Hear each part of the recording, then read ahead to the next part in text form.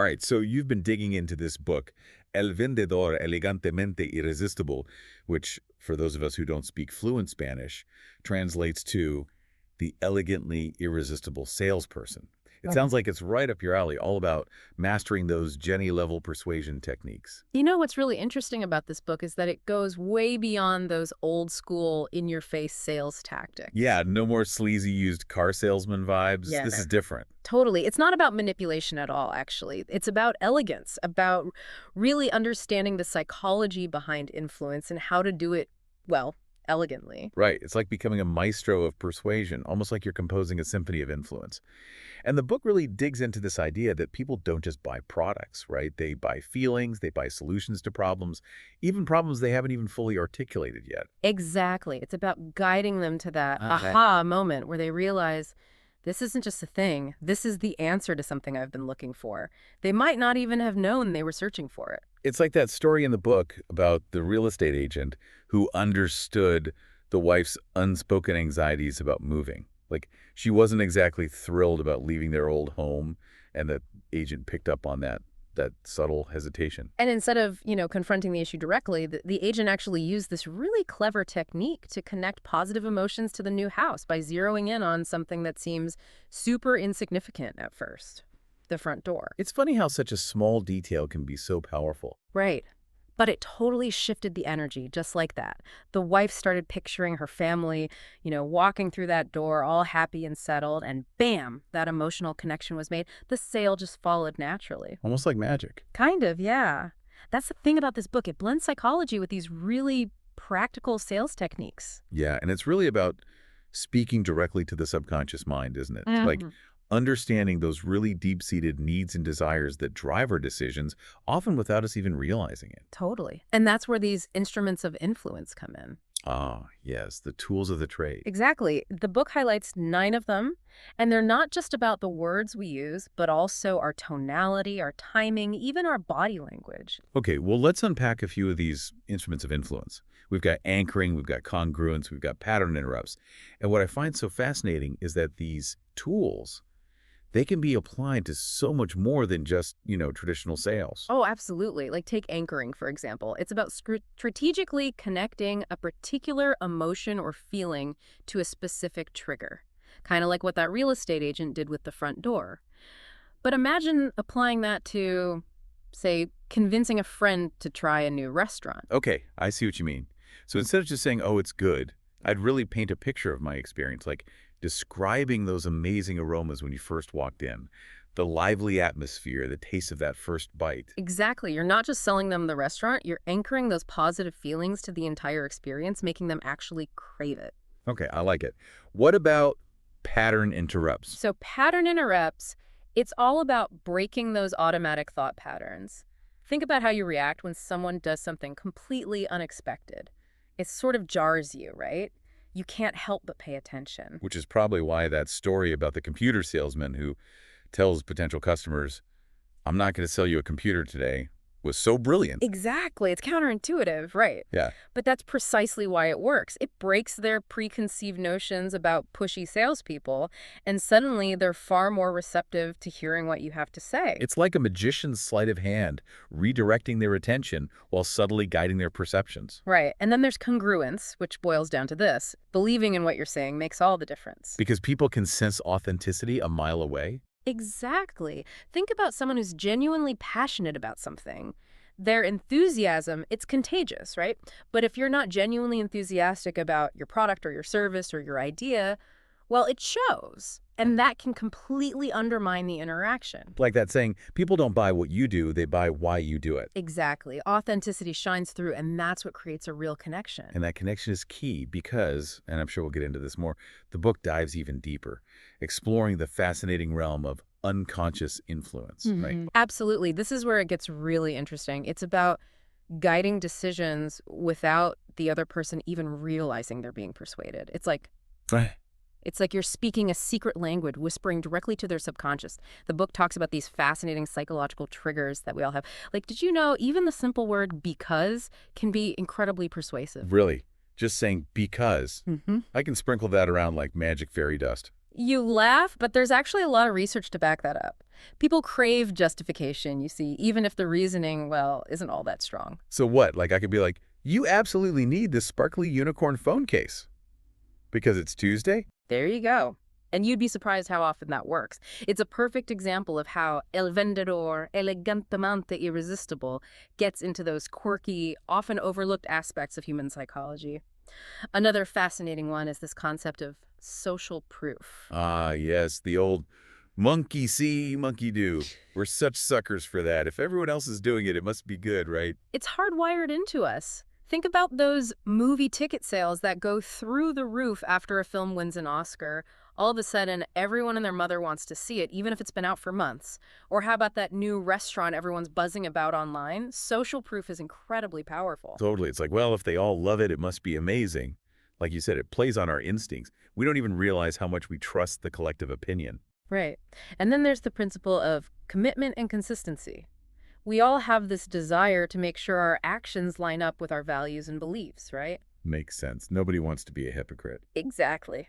A Vendedor Elegantemente Irresistible illustrates this with a great example of an insurance salesman. Instead of just focusing on the financial aspects of a policy, like most do, he reframed it. He presented the purchase as an act of love and responsibility toward their family. Interesting. So instead of hammering home the cost, he's appealing to something much deeper, their desire to be a good provider, to protect the people they care about most. Exactly. By tapping into that core value of family, he's making it more than just a logical sale. It's almost a moral imperative now. The customer feels good about aligning their actions with their values. It's brilliant, really. Okay, I'm really starting to see how all these pieces fit together. It's like you're choreographing this elegant dance between understanding human nature and then subtly guiding them towards a decision, all without them feeling pressured or manipulated. It's subtle but effective, and that's where the book's 10-step process to becoming a super seller comes in. It's a practical roadmap guiding you from that initial preparation all the way to closing the deal. And this is important, building those lasting relationships that keep people coming back for more. All right, so spill the tea. What are some of the key steps in this 10-step process? Give us the highlights. Well, preparation is absolutely crucial. And I don't just mean memorizing your product or service like a robot. It's about really understanding your prospect, anticipating their needs, figuring out what their objections might be before they even voice them, and then tailoring your approach accordingly. So it's the difference between throwing spaghetti at the wall and hoping it sticks versus carefully crafting a gourmet meal designed to delight their specific palate. Now you're getting it. And it also goes back to the importance of asking the right questions, and not just to gather information, but to actually guide the conversation, encourage them to voice their needs, and then bam, lead them right to that aha moment where they see the value. Which brings us to another important step, building rapport. I'm guessing this goes way beyond the usual small talk, like, nice weather we're having, huh? You got it. It's about establishing a genuine connection.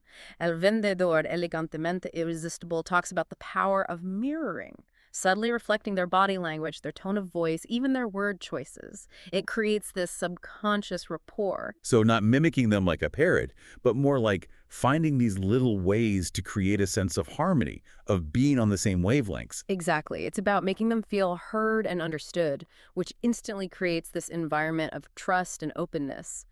But then, what happens when those inevitable objections pop up? Oh, yes, those pesky objections. They're like those speed bumps that appear out of nowhere when you're cruising down the road. But you're saying this book encourages us to see those objections not as roadblocks, but as opportunities. Opportunities to, I don't know, prove the other person wrong. Not at all. Objections are simply a sign that they need more information. Maybe something isn't clear yet. It's your chance to address their concerns head on and really solidify the value of what you're offering. So instead of getting all defensive or argumentative, I should approach the objection with, like, genuine curiosity. Now you're talking. El Vendedor Elegantemente Irresistible even suggests a technique called instant replay to address those objections. It's about guiding the person to recall a past positive experience that relates to the current decision they're grappling with. Okay, I'm intrigued. So let's say I'm trying to sell someone on this amazing but kind of pricey dog walking service. And they're hesitant because, well, it's not exactly cheap. Do I, like, whip out my phone and show them a bunch of glowing testimonials? Look, other people love it. Testimonials are great for social proof, but instant replay is different. It's more personal. It's about their experiences. You might say something like, Think about a time you decided to splurge on something special for your furry friend, something that brought you both a lot of joy. How did that make you feel? And while they're busy reminiscing about that amazing custom dog bed or that hilarious squeaky toy that their pup just couldn't get enough of. Exactly. You're subtly linking those positive emotions to your dog walking service, and suddenly the price tag doesn't seem quite so daunting anymore. They're seeing the value beyond just the numbers. It's like you're speaking directly to their heart, not their wallet. You got it.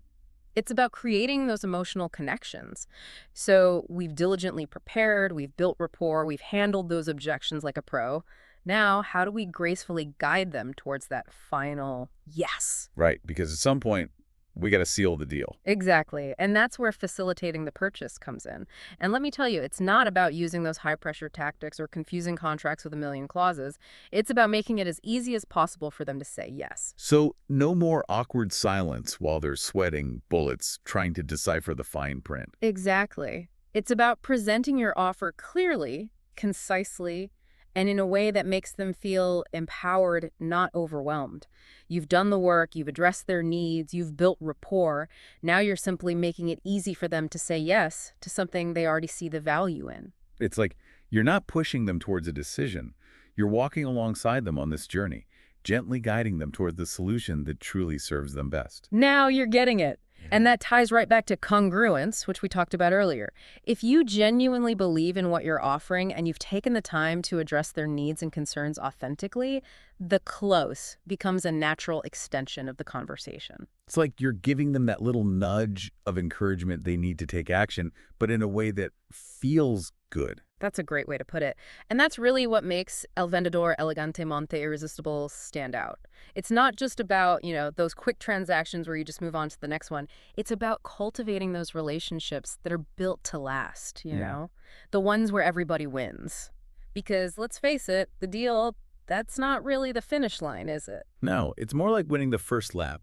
It takes dedication to build those lasting connections, to turn a one-time customer into a loyal fan, the kind who not only comes back for more, but tells all their friends, hey, you got to check this out. You got it. And the book really emphasizes this. It's about going the extra mile, exceeding their expectations, and just consistently showing them that you're invested in their success, not just your own. Because people can tell when you're genuine, right? When you're truly invested in their well-being. Yeah, absolutely. And that's what's so refreshing about El Vendedor Elegantemente Irresistible. It's not about manipulation. It's not about tricking people into getting what you want. It's about using psychology to become a better communicator, to build relationships that are actually mutually beneficial, and to approach everything with this sense of, integrity and respect for the other person. It's about understanding that real influence, it doesn't come from pressure. It comes from connection. And that's something that we can all use in every part of our lives, not just in a sales context, right? Exactly. Think about it. Negotiating a raise, convincing your friends to try that new escape room everyone's talking about, even just becoming a better communicator with your partner or your family. These principles, they apply everywhere. It's about understanding the subtle art of persuasion and how to use it for good. Couldn't have said it better myself. So, as we wrap up this deep dive into El Vendedor Elegantemente Irresistible, let's leave our listeners with a little something to ponder. We've covered a lot of ground here, from the power of anchoring to the importance of social proof to that critical art of handling objections with grace and turning them into opportunities, and of course, how to facilitate that final yes without resorting to those sleazy, high-pressure tactics. So here's a question for you to chew on. What's one technique from this deep dive that you're going to try out in your own life? Maybe it's using a well-placed pattern interrupt to capture someone's attention, or tapping into the power of social proof to sway a decision. What will it be? Until next time, happy persuading.